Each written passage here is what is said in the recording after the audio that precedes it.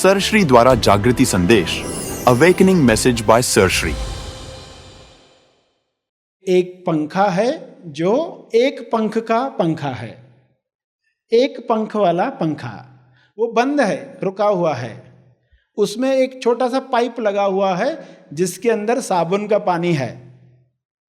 पंखा बंद है।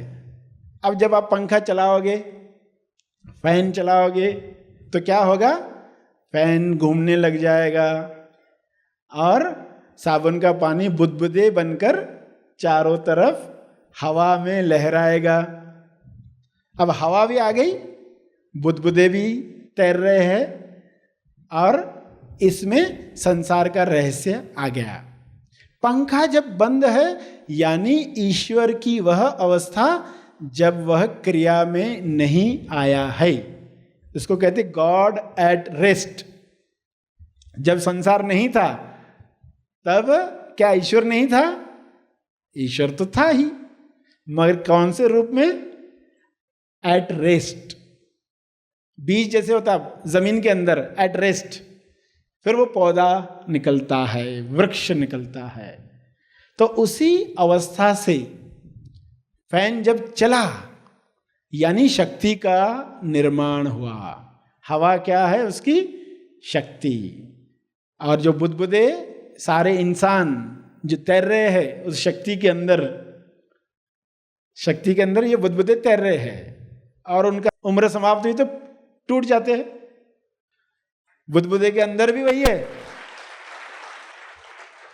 बुदबुदे के अंदर भी वही है जो उसके बाहर है, मगर अंदर जाना सीखा नहीं है जब तक।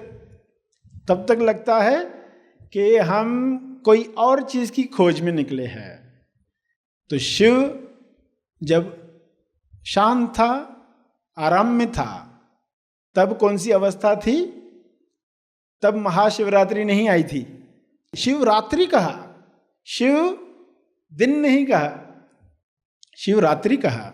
रात्रि इसलिए कहा कि तब कुछ नहीं था। कुछ नहीं को लोग अंधेरे से ही जान पाएंगे ना, शब्दों में तो नहीं आ सकता ये सब, मगर इशारा करने वाले क्या कहेंगे? उस रात्रि में जब शिवरात्रि आई यानी शिव एक्शन में आया। शिवरात्रि की पूजा क्यों करते लोग? संसार बना, संसार बना तो संसार का जन्मदिन होता है, हमें पता ही नहीं होता। शिवरात्रि तो मना लिया मगर पता ही नहीं था ये संसार का जन्मदिन है। संसार का जन्मदिन शिवरात्रि का, यानी शिव एक्शन में आया, नटराज नृत्य किया। एक्शन में आया यानी नटराज नृत्य किया। एक्शन में आया यानी कि पार्वती का निर्माण हुआ। पार्वती यानी वो शक्ति। और फिर बताने के लिए कि शिव और शक्ति अलग अलग नहीं है तो अर्धनारीश्वर बनाया। जिन्होंने मूर्तियों के द्वारा ज्ञान देना चाहा तो उन्होंने क्या बनाया? अर्धनारीश्वर। यानी शिव और शक्ति दो अलग अलग नहीं है।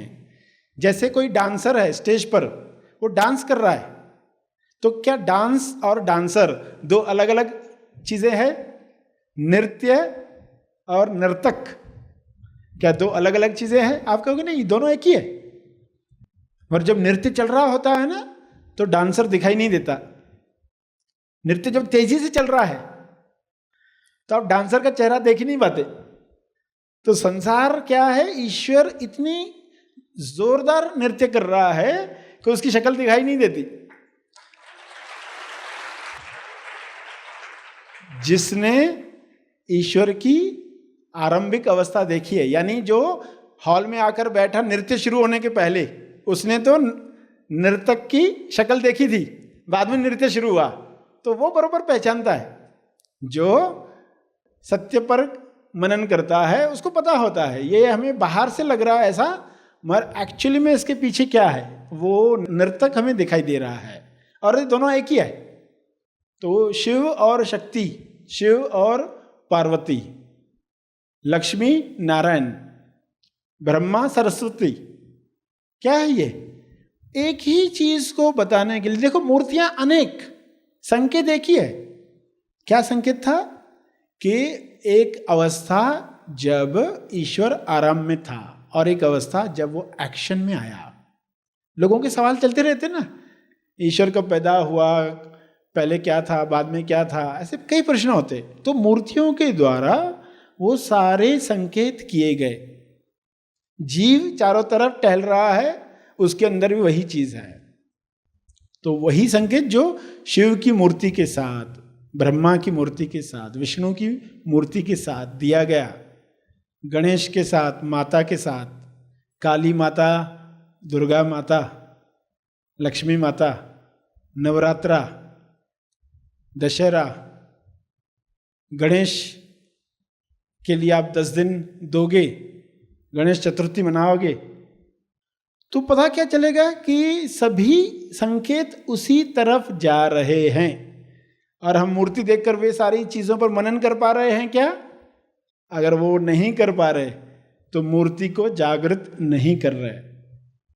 एक इंसान जो हमेशा गणेश पूजा करके ही खाना खाया करता था, तो एक दिन गया और साथ में मूर्ति थी नहीं गणेश की, और जिस गांव में गया वहाँ गणेश का मंदिर भी नहीं था, तो उसके पास जो खाने के लिए गुड़ था, उसने उस गुड़ का ही गणेश बनाया, गुड़ का ही गणेश बनाया। खाने को भी गुड़ ही था सिर्फ। तो अभी भोग चढ़ाने के लिए क्या करूं, भोग क्या चढ़ाऊं, तो उसमें से थोड़ा टुकड़ा निकालकर उसको चढ़ाया। तो ईश्वर का ही है, ईश्वर को ही चढ़ा रहे हो। और तुम कौन हो? तुम भी तो वही हो।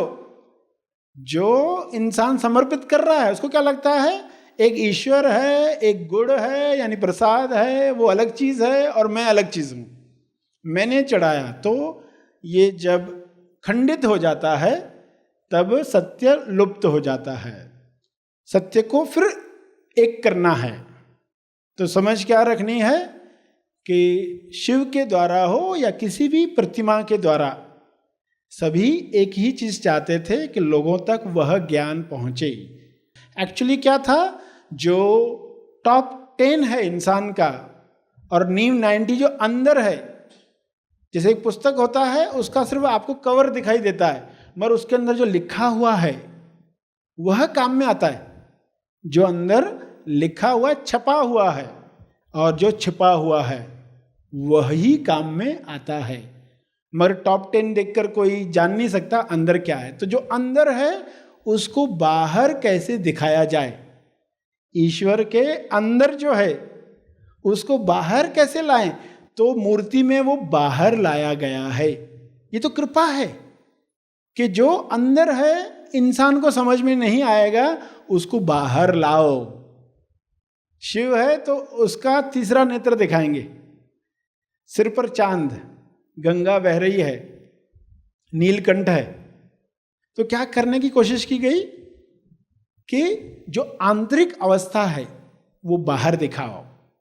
ज्ञान की गंगा आंतरिक अवस्था, अंदर कौन सा ज्ञान है, समझ का नेत्र है। तीसरे नेत्र से देखना सीखो ईश्वर का गुण। ईश्वर कैसे देखता है? एक नजर से देख रहा है। तो जब आप किसी को देखोगे तो अपने आप से पूछोगे, मैं कहां से देख रहा हूं, सामने वाले को कहां से देख रहा हूं। तीसरे नेत्र से देखोगे, दुख विलीन हो जाएगा।